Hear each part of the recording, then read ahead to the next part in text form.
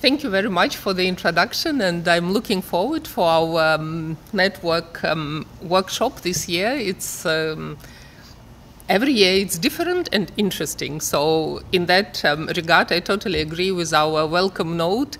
Henry, he said that he was very inspired by the workshop last year. So I hope this year we will have the same experience. So as you can see from this slide, my focus today is on international collaboration and what does it mean in terms of UNESCO UNEVOC. So as there are a number of points that I would like to consider today. You can see them on the screen. And I want to start with the Partnership for Sustainable Development Goal implementation. We all know our 17 Sustainable Development Goals, and the goal number 17 relates to the partnership, because our international community recognizes that without partnership, it is impossible to achieve them. So when we are looking at our UNESCO strategy, so these are the 3 points we are focusing our effort on when we're trying to support implementation of this strategy. And of course, we need collaboration to be able to implement this strategy. Because here we are in the research scope, we always need to think about the definitions. And I just want to highlight that there is a slight difference between the partnership and collaboration. Yes, so partnership is a more formal, and it involves a deeper level of commitment, integration, shared responsibility. Collaboration is also very nice, very important, but it is more flexible, more informal. So I guess at different stages of collaboration or partnership, you can implement different objectives of your institution or the unit. So several years ago, I did a project on TVET perspectives on collaboration in Hong Kong, and you can see the findings. We interviewed a number of TVET providers in Hong Kong. And in terms of who, they collaborate mostly with the government departments and professional associations, NGOs, and private enterprises. And in terms of relationship or how they're doing that, they were focusing on sharing resources, mobilization of social, physical, environmental, cultural capitals, and also initiation of formal partnership arrangements. So that was their focus. And in terms of functions or why, they focus on development of different types of learning pathways, creation and development of new learning infrastructure, leadership, capacity building, innovation, and creativity in relation to community, and also skills development in relation to local communities. Then I was reflecting on what our UNEVOC Center have been doing and the framework that I shared with you before, the results that I shared with you before. And I came up with these points. So when we're thinking about UNEVOC centers and other stakeholders, we can thinking in terms of how pooling resources together and expertise together, building relationships and networks, learning and knowledge sharing. And why we're doing that? To achieve common goals. In my case, we're focusing on sustainable development goals, addressing complex problems, fostering innovation and creativity, and increasing impact. So I will be using this framework to share some examples of what we have been doing in terms of international partnership and collaboration. So the first one in relation to program development. So here I bring 2 examples and how we are sharing learning and knowledge, and why, to achieve common goals and increase an impact. So the first program relates to the collaboration with the Gulf countries, and we selected a number of institutions in collaboration with UNESCO in Doha. This is a regional office there. And what do we want to do? We want to collect the base data about the awareness level among students at these institutions, and also staff capacity to implement greening through the programs. The second example I brought in here related to cooperation with UNEVOC Tech, and we want to do the same across 11 countries. We want to find out teachers' capacity to develop green skills through their teaching and learning, as well as them, so we can support evidence-based policies.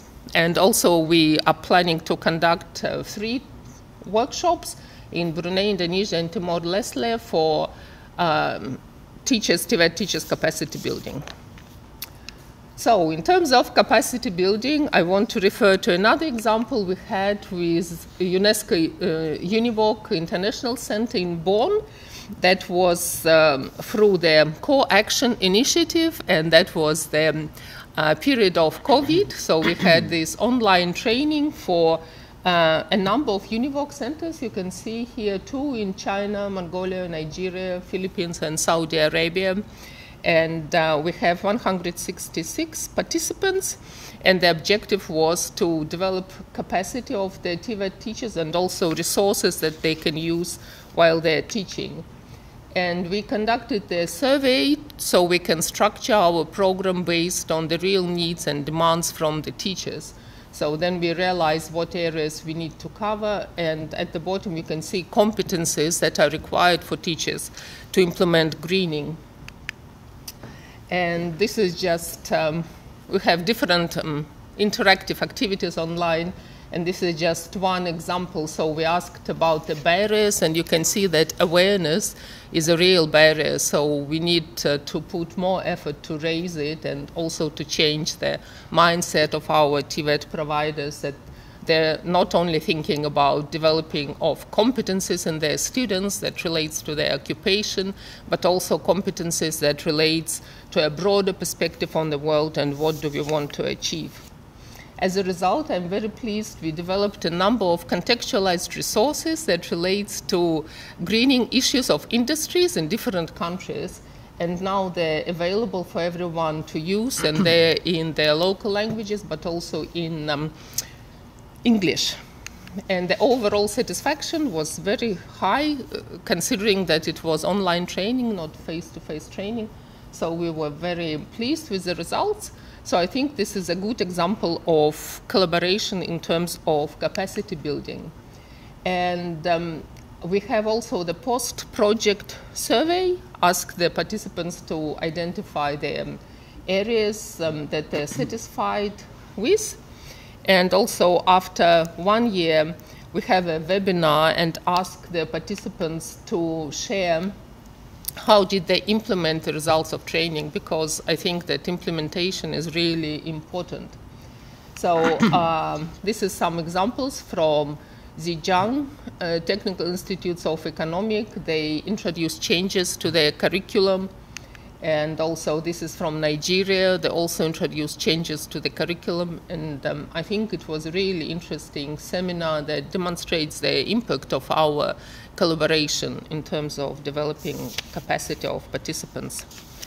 And also this is TESDA, the biggest organization in the Philippines that are focusing on skills development. They also start implementing some greening components in their competency training packages, and also including some issues that relates to greening in their guidelines. And also they said that through the program it was an empowerment sort of their teachers. So then the next point relates to just and green transition and community engagement in terms of refugees and ethnic minorities. So here I will bring example of the local projects with an international impact, because we're trying to see what is possible to do within the context of greening, and then how it can be implemented in the other areas. And so here we worked with refugees, and the focus was on waste management, and considering that they have a access to a very limited resources for them, that was very meaningful and interesting. Also provide opportunity for mothers and children to collaborate with each other. And for example, we produced the candles from the used oil. We produced some toys out of the textile waste, and some scrap from coffee, and bottle paintings. It was the lamps that they designed and used in their homes. So again, the reflection on this training was very positive. They said that it raised their awareness. Now they understand why do they need to reduce, reuse and recycle. What does this mean, and what can they do in their context with their very limiting scope, because the government doesn't allow them to work at all. And then we shared this example with the international community, with ETF, with the different European organizations, and they're very interested in that. Because if we're talking about sustainable development goal that relates to green urban development, we need that all categories of people need to be engaged. And so this is one way how we can engage very disadvantaged and marginalized groups. So how did we collaborate? We are pulling resources and expertise together. We are building relationships and networks, also sharing learning and knowledge. And why? Because we want to achieve the common goals and also address complex problems, fostering innovation and creativity, and also increasing the impact of our work. And another example relates to ethnic minorities in Hong Kong. We also had a focus on helping them to set up social enterprises within the scope of greening, and that was also a very interesting exercise. We delivered training, publicity in different languages, and then we had a number of enterprises free, I should say, that the participants set up as a result of that training. We also provide some mentors for them, and yeah, we had a very satisfied and happy participants at the end. Collaboration with industries, also important area for collaborate with. We are working with international companies with a local impact, so you can see the reverse compared to the previous example. And this is our current efforts in terms of greening our university. You can see that we are making steps in different areas that relates to environment and climate, green procurement, teaching and research, and also community engagement. And you can see different activities that we're trying to achieve. And so we organize a number of events. This is just one example when we invited representatives from different industries to see how they can help us with our effort.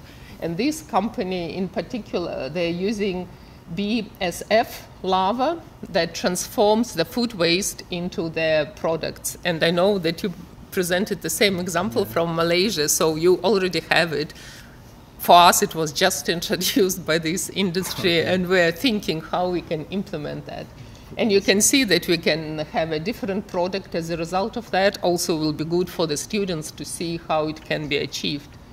Another example of collaboration with an international industry is to do the assessment of our supply chain. So just to make sure that all suppliers of the university have a commitment towards sustainable development goals, and they are going through this analysis so we can see that they have social, environmental governance principles that they apply.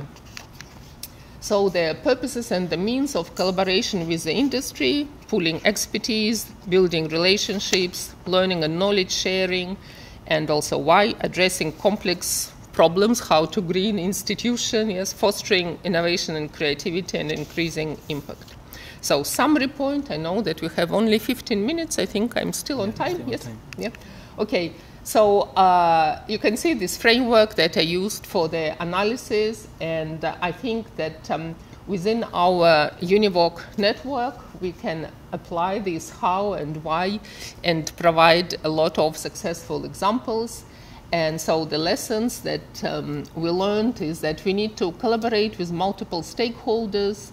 We can utilize UNESCO UNEVOC network, and through our work we realize that it is a very effective network, so it's very easy to work with our colleagues, very pleasant experience. So thank you very much for Mongolia, for example, representatives who took part in our activity. And then that we can use a variety of means for collaboration and partnership. We can identify the clear reasons and goals, and we need to ensure that it is a mutual benefit, particularly when we are working with a community or industry, because otherwise they wouldn't be interested to collaborate with us. And this collaboration allows to have a regional and international impact, also achieve change at the national, institutional, and personal levels, and also contribute to changes at the individual level. And we obviously observe that through the work with communities, students, and other stakeholders. So thank you very much.